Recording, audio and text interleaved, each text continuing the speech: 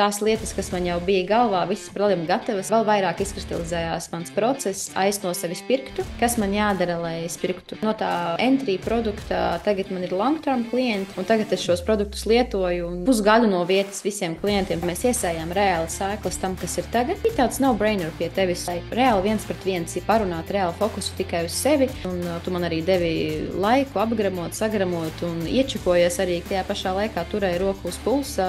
Tiem varbūt, kas šaubās un domā, jūs tikai iegūsiet. Welcome Game Changer podkāstu kanālā. Šeit ir visa patiesība par to, kas notiek aiz kadra būvējot personīgo zīmolu, coachinga biznesu un dzīvi, kuru tik ļoti vēlies. Es esmu Diana Kudrāšava, mindset coach, un pēc vairāku gadu kāpumiem un kritumiem pakalpojumu biznesa veidošanā es vēlos dalīties ar domāšanas un biznesa stratēģijām, kas tev palīdzēs atšķirties no citiem tirgus spēlētājiem, kļūt par savas nozares līderi un veidot to dzīvi un biznesu, kuru tu patiesi vēlies. Ļoti tieši, ļoti atklāti par to, ko citi neuzdrīkstas pat padomāt. Izbaudi šodienas epizodi, klausies līdz galam un saņem dāvanu. Kur tu biji savā biznesā pirms tu uzsāki sadarbību ar mani? Es gribēju salikt kaut kādu jaunu konceptu, jo es vairs nebiju tas cilvēks, kas bija iepriekš, arī nejūtos tas eksperts, kas bija iepriekš, bet kas es biju, man jau bija aizdomas, man jau bija kaut kāda plāns, bet tas nenotika. Un kāpēc es nācu pie tevis? Es gribēju reāli viens pret viens parunāt par sevi un arī vienkārši par dzīvi.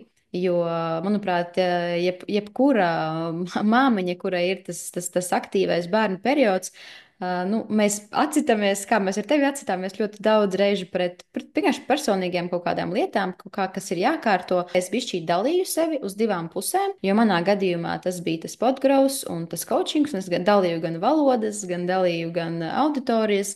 Bet es gribēju apvienot, tagad man ir jau diezgan, kad man pilnīgi skaidrs koncepts ir, bet tajā laikā viņš jau bija tāds iezīmējies, jo es jau ar to strādāju arī pirms tam, bet nebija tāds pīk, nebija tāds miers ar to. Tāpēc es arī pieteicos darbā ar tevi, lai saprastu, ok, vēl līdz beigām pielemtu tos lēmumus, kas tad es tagad būšu, kāds būs tas mans jaunais koncepts un kā es darbošos. Kas tev bija tāds noslēdzošais pēdējais moments, piliens, kad, saka, jā, ok, es iešu pie Dianas? Bija tāds no-brainer pie tevis un tavs stāsts, jo es arī vienmēr sevi vairāk asociēju ar tādu pārāk tiešu, pārāk agresīvu, pārāk kādu. Un viens podkāsts man ar tevi norezonēja, ka neesmu es pārāk tieši, neesmu es pārāk agresīva. Būs kā ir, tas tiešums varbūt ir tā mana dāvana, un tāpēc es laikam sapratu, ka you get me?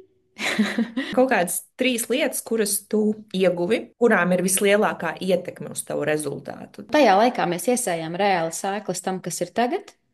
Tu man iedevi to kikina, bet palaidām to offer week, kas tagad sauc nedaudz savādāk.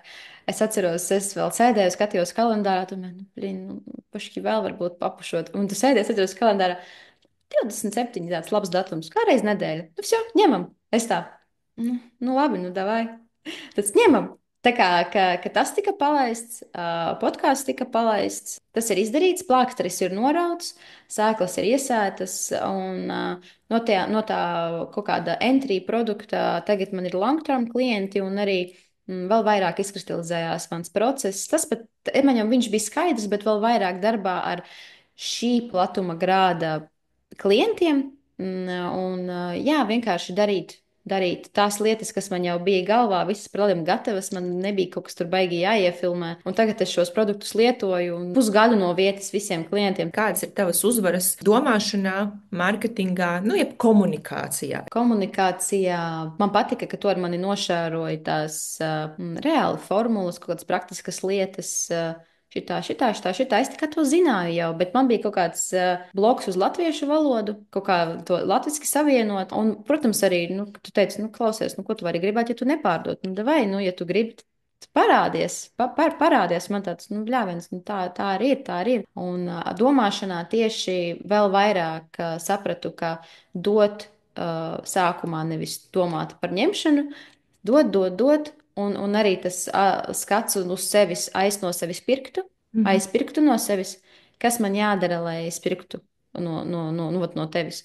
Tad pietrūkst tā, un tā tad saražo to. Tas bija tas domāšanā, paskaties, kā tu izskaties no malas, un tad prasi, kāpēc nav. Kā tu noraksturotu vispār mūsu kopējo sadarbību brīvā formā? Man patika viens pret viens tas Telegram, ka man bija izrunāt kaut kādas lietas, ka tu klausījies tās manas garās ziņas un izvilki kaut kādu esenci ārā no tā. Tas bija ļoti vērtīgi, un arī es varbūt nebiju tajā laikā no tiem ātrākajiem klientiem, ka tu man arī devi laiku apgramot, sagramot un iečakojies arī tajā pašā laikā turēji roku uz pulsa. Es gribu pateikt arī tiem, varbūt, kas šaubās un domā, jūs tikai iegūsiet. Un nevajag tagad tas tā kā domāt, tos ir tagad samaksājusi naudu, jau man jāiet tagad uz pilnu banku un jāspiež no sevis sula ārā. Nē, tāds ir tavs temps, un tā maksā priekš tevis. Un sāc pieņemt to kā savu jauno līmeni, ka tā tas maksās, un vienkārši tāds ir tavs temps, jo tu arī maksā par iepriekš sevis versiju, ka tu negāji un nemācījies iepriekš par tu to maksā tagad par to. Un kaut kad tam būs jānotiek, tā kā tu par to tagad maksā, un tas ir fine. Tas ir fine, jo, lai kaut ko izveidotu, ir kaut kam arī jādod, un tas ir normāli. Paldies, ka noklausījos šo epizodi. Ja šis podcasts rezonē, lūdzu, spied laiku, raksti komentārā savus insights un noteikti dalies šajā ar tiem, kas arī vēlas zināt, kā uzbūvēt spēcīgu personīgo zīmolu, pakalpojumu biznesu un vienkārši forši dzīvot. Es vēlos tev dāvināt bezmaksas lekciju Mindsets un enerģija aiz tava biznesa. Droši meklē linku aprakstā un reģistrējies, lai to saņemtu. Paldies un tiekamies nākošajā epizodē.